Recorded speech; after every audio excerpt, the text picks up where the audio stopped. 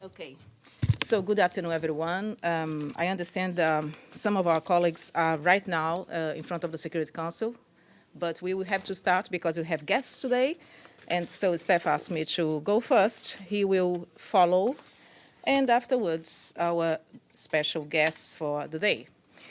Okay, tomorrow, International Women's Day at 11 a.m., the President of the General Assembly will hold a press conference here at the briefing room to all UN correspondents.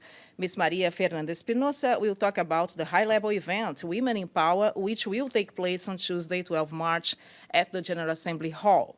Ms. Espinosa will address the opening segment which will be actually attended by the Secretary-General Antonio Guterres and the Executive Director of UN Women, Ms. Phumzile Mlambo Nguka, and the Chair of the Commission of the Status on Women, CSW, Her Excellency Ms. Geraldine Byrne-Nason.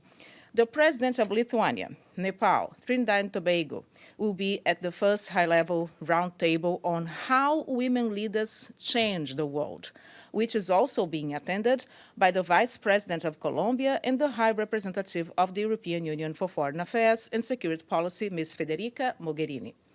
This will be followed by a second roundtable with the presidents of Croatia, Estonia, the Prime Minister of Iceland, and the Vice President and Minister for Foreign Affairs of Panama. The last segment of the Women in Power event on the 12th of March will address the future of women's leadership with the first Vice President of Costa Rica, the Minister of Defense of Bosnia and Herzegovina, the Chief of the General Staff of Slovenian Armed Forces, the Ambassador for UN Women in Pakistan, Ms. Muniba Mazari, and the former President of Ireland, Her Excellency Mary Robinson. As you know, gender equality is the first of the PGA's priorities, and Ms. Espinosa says that much more must be done to promote women in positions of leadership. Last year, among 500 companies, only 24 CEOs were women, as 12 companies have no women at all on their board.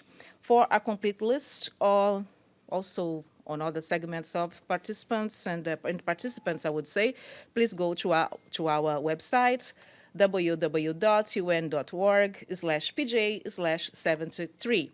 And finally, the President of the General Assembly is on her way back to New York following an official visit to Finland, where she took part in the first International Symposium on Youth Participation in Peace Processes.